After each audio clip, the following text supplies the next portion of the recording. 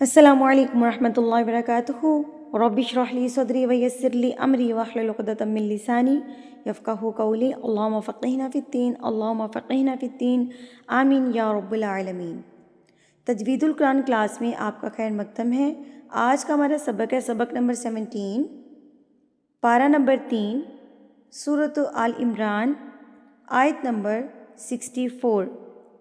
پچھلے سبق میں ہم نے مد متصل اور مد لازم کو پڑھا تھا کہ مد لازم کیا ہوتی ہے، کہ اگر مد کے بعد تشدید ہو تو وہ کیا کہلائے گی؟ مد لازم کہلائے گی۔ مد متصل یعنی کہ بڑی مد، اس کو بھی ہم نے پڑھا تھا، اس کو بھی جانا تھا۔ تو اس میں ہم نے کیا پڑھا تھا کہ مد کے بعد اگر آپ کے پاس اصلی حمزہ موجود ہو تو اس مد کو ہم نے 4 حرکات کے برابر کھینچ کے پڑھنا ہوتا ہے۔ آج کے سبق میں ہم پڑھیں گے مد منفصل یعنی کہ چھوٹی مد۔ چھوٹی مد کو ہم آج پڑھیں گے انشاءاللہ۔ سبق کو پورا دیکھیے گا، ویڈیو کو اسکپ مت کیجیے گا تاکہ آپ کا کوئی بھی پوائنٹ جو وہ مس نہ ہو۔ میں کوشش کروں گی کہ آسان الفاظ میں آپ کو سمجھا سکوں۔ میرے چینل کو سبسکرائب کیجیے اور بیل آئیکن کو دبا دیجیے، کیونکہ ہم پورا قرآن مجید اسی طرح حرف با حرف تجوید کے ساتھ اس چینل پر پڑھیں گے۔ تو آپ سے گزارش ہے کہ میرے چینل کو زیادہ سے زیادہ شیئر کیجیے اور بیل آئیکن کو دبا دیجیے۔ سبق کا آغاز کرتے ہیں۔ اعوذ باللہ من الشیطان الرجیم، بسم اللہ الرحمن الرحیم۔ قل یا اہل الکتاب، مد منفصل جس کو چھوٹی مد بھی کہا جاتا ہے، اس مد کی پہچان ہوتی ہے کہ اگر اس مد کے بعد آپ کے پاس یہ والا حمزہ آ جائے تو اس کو آپ کہیں گے مد منفصل یعنی کہ چھوٹی مد۔ اس کو مد جائز بھی کہا جاتا ہے، یہ مد جائز بھی ہے۔ اور اس کے کتنا آپ نے لمبا کرنا ہے؟ 2.5 الف کے برابر۔ 2.5 الف کے برابر کاؤنٹ کیسے ہوگا؟ 4 سے 5 حرکات۔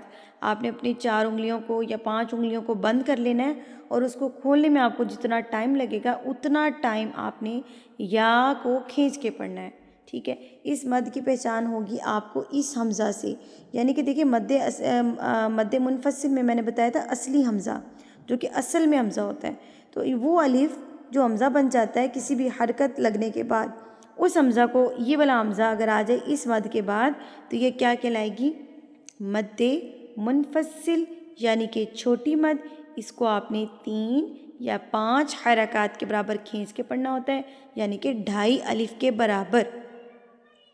اگر آپ نے قرآن کا آغاز کرتے ہوئے اس کو 3 کے برابر کھینچا تھا تو آپ پر لازم ہے کہ پورے قرآن میں آپ نے اس کو 3 کے برابر ہی کھینچنا ہے، اور اگر آپ نے قرآن کے آغاز کرتے ہوئے اس کو 5 کے برابر کھینچا تھا تو پورے قرآن میں آپ پر لازم ہے کہ آپ اس کو 5 کے برابر ہی کھینچیں گے۔ یہاں پر دیکھیں کہ یہاں پر آپ کو یہ الف حمزہ نظر آ رہا ہے، الف والا حمزہ۔ میں واضح بتا رہی ہوں، الف والا حمزہ۔ اگر اس مد کے بعد الف والا حمزہ ہو تو اس کا کیا مطلب ہے کہ یہ کیا ہے؟ مد منفصل یعنی کہ چھوٹی مد۔ تو اب ہم اس کی پریکٹس کرتے ہیں، اس کو اپلائی کرتے ہیں۔ قل یا اہل الکتاب تعالوا الی کلمۃ سواء۔ اب یہاں پر یہ مد متصل ہے نا، بڑی مد ہے، اس کے بعد یہ والا حمزہ آ گیا تو یہ مد متصل یعنی کہ بڑی مد ہے۔ اس کو آپ نے 4 حرکات کے برابر کھینچ کے پڑھنا ہے۔ حرکات کیسے کاؤنٹ ہوں گی؟ اپنے ہاتھ کی 4 انگلیوں کو بند کریں اور اس کو پڑھنا شروع کر دیں، تو جیسے آپ ساتھ ساتھ انگلی کھولتے جائیں تو اتنا ٹائم آپ نے سوا کو لمبا کر کے پڑھنا ہے۔ سواء بیننا وبینکم الا نعبد الا اللہ ولا نشرک به شیئا ولا یتخذ بعضنا بعضا اربابا من دون اللہ۔ اب جیسے مدات کا بیان ہمارا چل رہا ہے تو میں مد اصلی کو بھی یہاں پر دوبارہ سے ایک دفعہ آپ لوگ کو بتاؤں گی۔ پچھلے اسباق میں بتا چکی ہوں، تو اس آیت کو پورا کر لیتے ہیں ہم، اس کے بعد ہم مد اصلی یعنی کہ حروف مدہ کے بارے میں بھی پڑھتے ہیں، تاکہ اگلی جو آیات آ رہی ہے نا اس میں ہم مد اصلی اور اس کی بھی پریکٹس کرتے جائیں گے ساتھ ساتھ۔ فَإِن تَوَلَّوْا فَقُولُوا اشْهَدُوا بِأَنَّا مُسْلِمُونَ۔ اب یہاں پر مجھے دو مثالیں حروف مدہ کی بھی مل گئی ہیں، اس وجہ سے میں یہیں پر آپ کو بتاتی ہوں کہ حروف مدہ کتنے ہیں؟ 3 ہیں۔ سب کو یاد ہے فنگر ٹپس پہ حروف مدہ کتنے ہیں؟ 3 ہیں۔ کون کون سے؟ الف، واو، یا۔ الف سے پہلے زبر آ جائے، واو ساکن سے پہلے اگر پیش آ جائے، اور یا ساکن سے پہلے اگر زیر آ جائے تو یہ حروف مدہ کہلاتے ہیں، اور ان کو مد اصلی بھی کہا جاتا ہے۔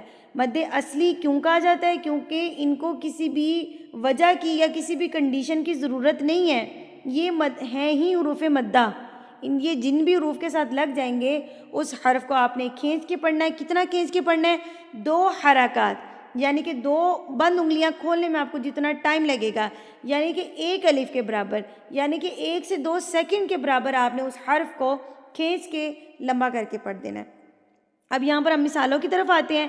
یہاں پر دیکھیں میں نے ابھی کہا کہ پیش کے بعد اگر واو ساکن ہو، یعنی کہ واو ساکن سے پہلے اگر پیش ہو۔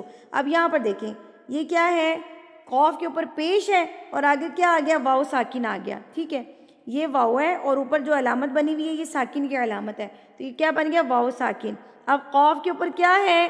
پیش ہے، تو قاف کے اوپر پیش ہے اور آگے واو ساکن ہے، تو یہ کیا ہے؟ واو مدہ بن گیا۔ تو آپ نے اس کو لمبا کر کے پڑھ دینا ہے۔ قو، فقولو، فقولو۔ اب یہاں پر میں اس کو ایک دفعہ ملا نہیں رہی، میں جیسے ایک ہی لفظ پڑھ رہی ہوں، ٹھیک ہے۔ قو کو ہم ایک حرکت کے برابر کھینچ کے پڑھ دیں گے، یہ واو مدہ کہلائے گا، اور ان کو مد اصلی بھی کہا جاتا ہے۔ واو مدہ سے پہلے اگر پیش ہوگی تو آپ نے اس کو کھینچ کے ایک حرکت کے برابر لمبا کر کے پڑھنا ہے۔ اب یہاں پر ایک اور ہمارے پاس واو مدہ کی مثال ہے۔ دال کے اوپر پیش ہے، آگے واو ساکن آ گیا، تو اس کو پڑھیں گے دو، یہ واو مدہ کہلائے گا۔ بِأَنَّا، اب نون کے اوپر زبر ہے اور زبر کے بعد کیا آ گیا؟ الف آ گیا۔ زبر کے بعد الف آ گیا، اور زبر کے بعد جب الف ہوگا تو یہ الف مدہ کہلائے گا۔ اس کو بھی آپ نے ایک حرکت کے برابر لمبا کر کے کھینچ کے پڑھنا ہے۔ بِأَنَّا مسلمون۔ اب یہاں پر بھی دیکھیں لفظوں کے درمیان، حرفوں کے درمیان میں بھی، لفظوں کے درمیان میں بھی آپ نے ایک لفظ کو دیکھ لینا ہے۔ یہاں پر بھی دیکھیں میم کے اوپر پیش ہے، آگے کیا آ گیا؟ واو ساکن، تو اس کا کیا مطلب ہے؟ یہ واو مدہ ہے، اور اس کو بھی آپ نے ایک حرکت کے برابر کھینچ کے پڑھنا ہے۔ مجھے لگتا ہے کہ آج کا سبق ہمارا اتنا ہی رہنا چاہیے، تاکہ کل کے سبق میں ہم لوگ اس کو اپلائی کریں گے اور آپ لوگوں کے لیے آسانی ہوگی۔ آج کا ہمارا سوال ہے کہ حروف مدہ کتنے ہیں اور حروف مدہ کو مد اصلی کیوں کہا جاتا ہے؟ اب سب اپنا آنسر کمنٹ سیکشن میں لازمی دیجیے گا۔ اگلے سبق تک کے لیے مجھے اجازت دیجیے۔ وآخر دعوانا ان الحمد للہ رب العالمین۔ السلام علیکم ورحمۃ اللہ وبرکاتہ۔